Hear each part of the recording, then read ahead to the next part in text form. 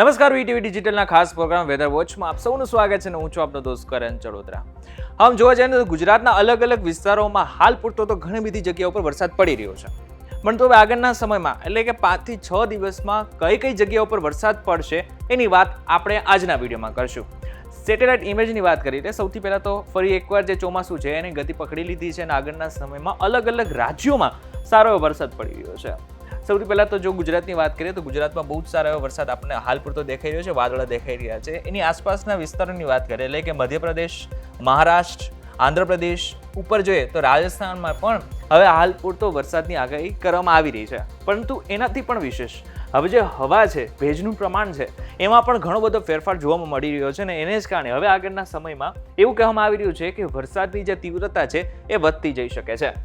આગળના સમયમાં જો આપણે વિંડીના માધ્યમથી પણ સમજી લઈએ તો ગુજરાત સહિત આસપાસના જેટલા પણ રાજ્યો હશે ત્યાં તમને અત્યારે વરસાદ દેખાઈ રહ્યો છે, પરંતુ જો સુરતની વાત કરવામાં આવે તો સુરતમાં છેલ્લા 2 દિવસથી સારો વરસાદ પડી રહ્યો છે અને અમુક જગ્યા ઉપર તો 7 ઇંચ કરતાં પણ વધારે વરસાદ પડી ચૂક્યો છે। એમાં વાપી પહેલા નંબર ઉપર છે। સુરતની આસપાસના વિસ્તારો ઘણા એવા છે કે જ્યાં સારો વરસાદ પડી રહ્યો છે, પરંતુ અમુક એવા વિસ્તારો પણ છે જેમાં એવી આગાહી કરવામાં આવી રહી છે કે ત્યાં ધ્યાન રાખવું પડે એવી સ્થિતિ છે, પૂર જેવી સ્થિતિનું નિર્માણ થઈ શકે છે, અમુક ડેમ છલકાઈ ચૂક્યા છે। પરંતુ હવે આગળના સમયમાં એટલે કે જો 23 તારીખની વાત કરીએ તો 23 તારીખે જે વાતાવરણ છે એમાં બિલકુલ પલટો આવી શકે છે અને અમદાવાદ સહિત ઉત્તર ગુજરાતના કેટલાક એવા વિસ્તારો છે કે જ્યાં ખાસ કરીને ભારે વરસાદની શક્યતાઓ હાલ પૂરતી દેખાઈ રહી છે। મહેસાણા, અમદાવાદની આસપાસના વિસ્તારોની વાત કરીએ તો બાયડ છે, ઈડર છે, પાટણ છે, મહેસાણા, ફરીથી એકવાર ડુંગરપુર છે, આટલા વિસ્તારોની અંદર ખાસ કરીને ભારે વરસાદની શક્યતાઓ દેખાઈ રહી છે।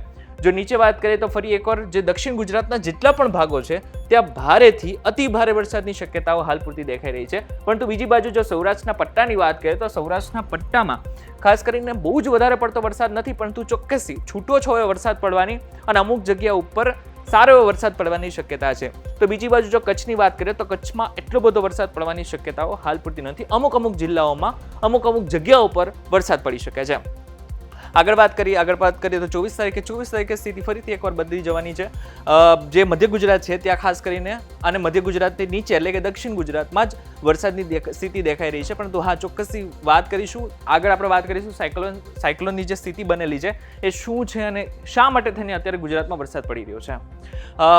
ફરીથી એકવાર જો ગુજરાતની 25 તારીખની વાત કરીએ તો 25 તારીખમાં ઉત્તર ગુજરાતમાં વરસાદ દેખાઈ રહ્યો છે, એવી જ રીતના 25 થી 26 વચ્ચે રાજસ્થાન અને ગુજરાતના જે પટ્ટો છે ખાસ કરીને ત્યાં વરસાદ દેખાઈ રહ્યો છે।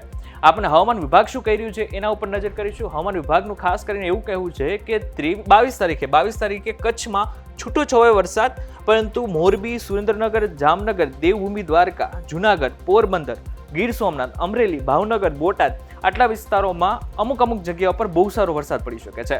તો બીજી બાજુ પાટણ, વાવથરાદ, બનાસકાંઠા, સાબરકાંઠા, મહેસાણા, અરવલ્લી, ગાંધીનગર, અમદાવાદ, ખેડા, આણંદ, પંચમહાલ, દાહોદ, મહીસાગર અને અરવલ્લી અહીં મોટા ભાગના વિસ્તારોમાં સારો એવો વરસાદ પડવાની શક્યતા છે, પરંતુ બીજી બાજુ ભરૂચ, વડોદરા, નર્મદા, છોટાઉદેપુર, સુરત, તાપી, ડાંગ, નવસારી અને વલસાડની આસપાસના વિસ્તારોમાં ભારે વરસાદની શક્યતાઓ હાલ પૂરતી દેખાઈ રહી છે। મહત્વની વાત તો એ છે કે રેડ એલર્ટ હાલ પૂરતું ક્યાંય અપાયું નથી, પરંતુ જે બ્લુ પટ્ટો દેખાઈ રહ્યો છે એને રેડ એલર્ટ તરીકે જ આપણે ગણીશું ને એ જગ્યાઓ પર સારો એવો વરસાદ પડવાની અતિ ભારે વરસાદ પડવાની શક્યતાઓ છે।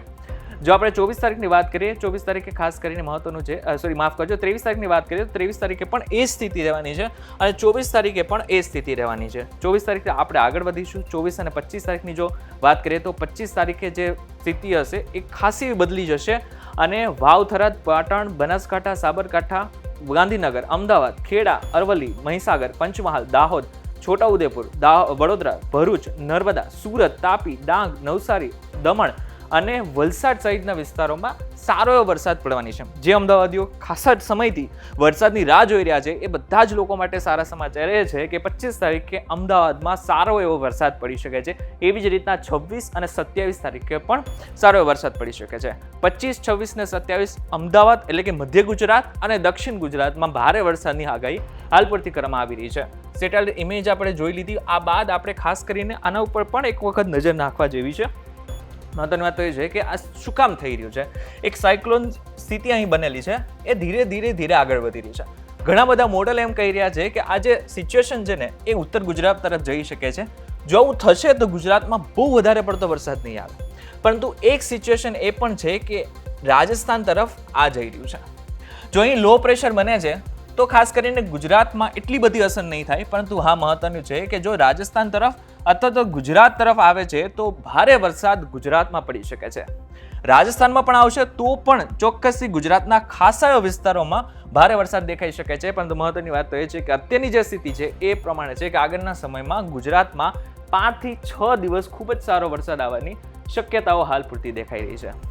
જો બીજી વખત આપણે સેટેલાઇટ ઇમેજની વાત કરી લઈએ કે સેટેલાઇટનું ઇમેજ શું કરી રહ્યું છે, બહુ જ બધા વાદળો આપણને દેખાશે હમણાં, અને જે સિચ્યુએશન છે એ બહુ જ સારી અત્યારે હાલ પૂરતી માનવામાં આવી રહી છે. કારણ કે કચ્છમાં બિલકુલ વરસાદ નથી, 2 થી 5% સુધીનો જ વરસાદ અત્યાર સુધી નોંધાયો છે. એવામાં જો આગળના સમયમાં ગુજરાતમાં અલગ અલગ વિસ્તારોમાં વરસાદ પડે છે, ખાસ કરીને કચ્છમાં પડે છે, તો ચોક્કસ એ કચ્છવાસીઓ માટે અત્યારે બહુ જ સારો સમય થશે.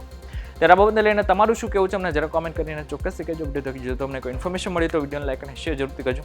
તથા જ ઇન્ફોર્મેટિવ વિડીયોઝ માટે વીટીવી ડિજિટલ સાથે જોડાયેલા રહેજો.